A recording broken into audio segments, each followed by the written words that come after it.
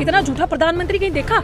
इतिहास गवाह है, हमारी आने वाली नस्लें पढ़ेंगी, ये इतिहास में चैप्टर लिखा जाएगा who was the prime minister of this India, जिसने सबसे ज्यादा झूठ। अगर युवा वाकई में इनकलाब चाहता है तो युवा के पास यही एक सोल्यूशन है कि युवा अपना संविधान पढ़े, और संविधान के पास खाने को खाना नहीं होगा तो शिक्षा कहाँ से लेगा? जब इसीलिए हम पूंजीवाद के खिलाफ है, इसलिए हम प्राइवेटाइजेशन के खिलाफ हैं, इसीलिए हम कहते हैं कि इस सरकार को समाज अंबानी अडानी के दलाल क्यों है, हम मोदी जी अमित शाह एजेंट क्यों हैं?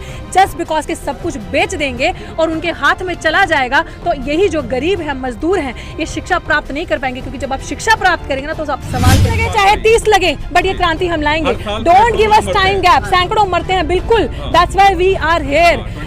हमने भी अपना सब कुछ दांव पे लगा के, and we are not scared of this morons. हम गद्दारों से डरते नहीं हैं, हम दलालों से डरते नहीं हैं। इन्होंने लाख कोशिश करी हमें चुप करवाने की, हमारी आवाज को, लेकिन आप सत्य को जितना मजबूर करोगे वो उतना मजबूत होता जाएगा। में अगर हम ये सोचे तो हम प्रोसेस को फॉलो ही ना करें, तो हमें घरों से बाहर ही नहीं आना चाहिए, हम प्रयास ही ना करें, सड़कों पे किसान बैठे ही ना कि बिल का कुछ हो नहीं सकता। अगर हम ये सोच लें कि ये जो सत्ता आई है ये कभी हटने ही नहीं वाली, तो हम कुछ कर ही नहीं सकते। तो सबसे बड़ी इस आंदोलन से हमारी जीत तभी हो चुकी है क्योंकि अवेयरनेस जो है ना, जब आवाम जागरूक हो जाती है तो सबसे बड़ी हमारी जीत हो रही है कि आवाम जागरूक हो रही है। और इसकी मिसाल गुजरात से भी पता चल रही है। गुजरात के भी लोग यहाँ पे प्रोटेस्ट में शामिल होने आए थे, to for your kind information and you know it, जहाँ का गुजरात मॉडल करते सीएम से ये भाई साहब आके पीएम बन के बैठ गए थे। So we need to tell people the reality and that's why we are here. हम सड़कों पे हैं। अगर हम सड़कों पे नहीं होंगे ना भाई साहब, सुनिए, अगर हम सड़कों पे नहीं होंगे और हम ये सोच लें कि कुछ नहीं होने वाला, कि जाने नहीं वाले, तो ये वाकई में नहीं जाने वाले। इसलिए ये प्रयास है हमारा, अभी ये हमारा ये आंदोलन है। अभी हमारी, हम जैसे वो लंबी तैयारी करके बैठे ना, हम भी लंबी तैयारी करके बैठे हैं। अगला वार हमारा ईवीएम होगा, क्योंकि ये सरकार जिस तरीके से यहाँ पे आकर बैठी है, अगला जो हमने टक्कर देनी है वो उस पर देनी है, क्योंकि जब तक वो बैलेट पेपर से चुनाव नहीं होगा तब तक ये सरकार जाएगी नहीं। जी, कुछ भी हो सकता है, फिर अपने कानून बना सकते हैं, कुछ भी हो सकता है, कानून भी बना सकते हैं, बिल्कुल। जैसे इन्होंने कहा, education and agitation should go hand in hand. अगर आप पढ़ लिख गए और आपको अपने हकों के बारे में आवाज उठाना नहीं है और आपको एजिटेट करना नहीं आया, तो फिर उस पढ़ाई का कोई हल नहीं है। फिर वैसे बेकार पढ़े लिखे नेता सरकार में बैठे हैं। आप देख लीजिए क्या करें। जो अब आज जो वहां पे कुछ चंद लोग इसी समाज के बैठे हैं, आंखें बंद करके, उनको आंखें खोलनी चाहिए। जो प्रताड़ित हो रहा है समाज और शोषित तबके का जो समाज है, जो उनके हक के नहीं बोले, ऐसी कुर्सी किसी वो नहीं है, किसी काम की नहीं है। बिकॉज कि ये वही कुर्सियां, उन्हीं की जो रिप्रेजेंटेशन, जो रिजर्वेशन लेके वो वहां बैठे हैं, वही अगर अपने समाज को निगलेक्ट करते और उनकी आवाज नहीं सुनते तो this is of no use, क्योंकि आप उनकी जेब का, उनका हक का खा रहे हैं वहां पे बैठ के। तो ये उन सबके लिए मैसेज है कि अपने हक को समझे और युवा भी अपने हक को समझे। और अगर आप पढ़ लिख रहे हैं तो अपने हक के लिए लड़ने के लिए सड़कों पर आना चाहिए। और मैं आपकी बात का जवाब दे दूं, जो आपने कहा, ये जो आंदोलन है, बार बार हम कह रहे हैं, ये जन आंदोलन है। इसमें युवा भी है, बूढ़ा भी है, बुजुर्ग भी है, हर मजहब का इंसान है। ये चिंगारी है। आप स्क्रैच से शुरू करोगे ना, आप कैसे कह दोगे लाखों लोग एक ही बारी में आ जाए? मोदी जी भी तो बांग्लादेश का वो करके आए थे ना, हैं? इतना झूठा प्रधानमंत्री कहीं देखा?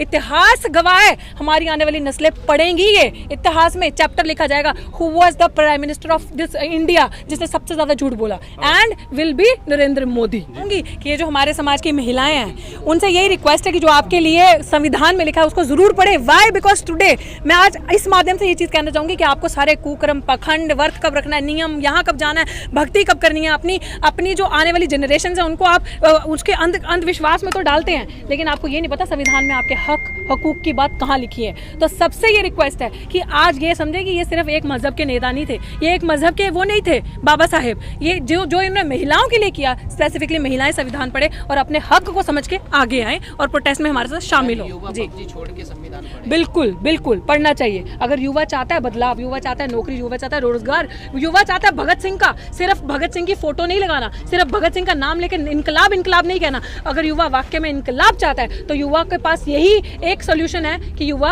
अपना संविधान पढ़े और संविधान पे चले। हमारा यही प्लान है अब कि आवाम को जागरूक करना, युवा को जागरूक करना, ताकि ये जो फ्री इंटरनेट जो दिया था ना, वो फ्री इंटरनेट से पबजी वगैरह और सारी चीजों में युवा ना डूबे। युवा पढ़े, किताबें पढ़े, एटलीस्ट समझे और सोशल मूवमेंट के साथ जुड़े। और जो हमें आपने बार बार कहा कि धर्म की बात, युवा धर्मों में या पखंड में, इसीलिए मैं नहीं कहती कि धर्मों में या जो भी उनका पर्सनल फीलिंग्स है, किसी की रिलीजियस फीलिंग पे मेरा कोई टॉन्ट नहीं है, बट इट जस्ट दैट जब आप इतना महंगा सब कुछ कर दोगे, जब गरीब के पास खाने को खाना नहीं होगा तो शिक्षा कहाँ से लेगा? जब इसीलिए हम पूंजीवाद के खिलाफ है, इसलिए हम प्राइवेटाइजेशन के खिलाफ हैं, इसीलिए हम कहते हैं कि इस सरकार को समझो, ये सरकार अंबानी अडानी के दलाल क्यों है, हम मोदी जी अमित शाह एजेंट क्यों हैं?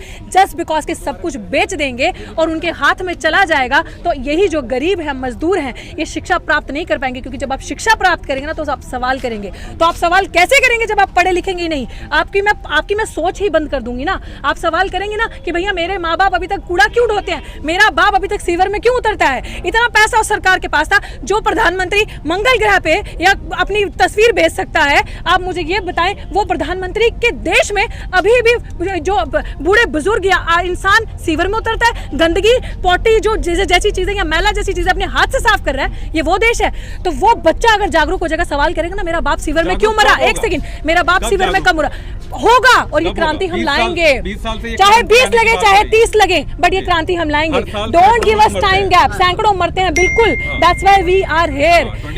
हमने भी अपना सब कुछ दांव पे लगा के, and we are not scared of this morons. हम गद्दारों से डरते नहीं हैं, हम दलालों से डरते नहीं हैं। इन्होंने लाख कोशिश करी हमें चुप करवाने की हमारी आवाज को, लेकिन आप सत्य को जितना मजबूर करोगे वो उतना मजबूत होता जाएगा। We are here. उन्होंने धर्म की अफीम वहां पहुंचा दी जहां पर मार्क्सवाद था 35 साल तक। वहां पे लोग जय श्री राम और धर्म के नाम पे एक दूसरे को गाली दे रहे हैं और लाखों लोग रैलियों में आ रहे हैं। बिल्कुल। तो आप इस हिंदी बेल्ट को कैसे समझा सकेंगे जहां पर पहले से ही सीपीआई का झंडा था, वहां पे धर्म पहुंच चुका। आपकी बात बिल्कुल सही है, ऐसा हुआ है, लेकिन ऐसा वहां पे भी आप देखिए, वहां पे भी डेटा जिनकी जेब में पैसा जाता होगा ना, ये भाड़े के जो लोग वहां पे जाके हरकतें करते हैं, we know everything what is happening in our country, we no.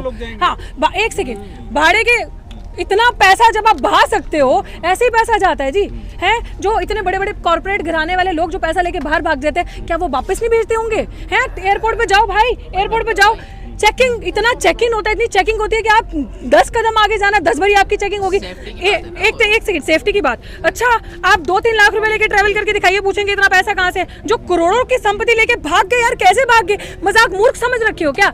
एक आवाज है, एक के साथ एक कड़ी जुड़ती जाएगी, और ये बदलाव, ये इनकलाब, ये क्रांति हम लेके आएंगे इस देश में। धन्यवाद।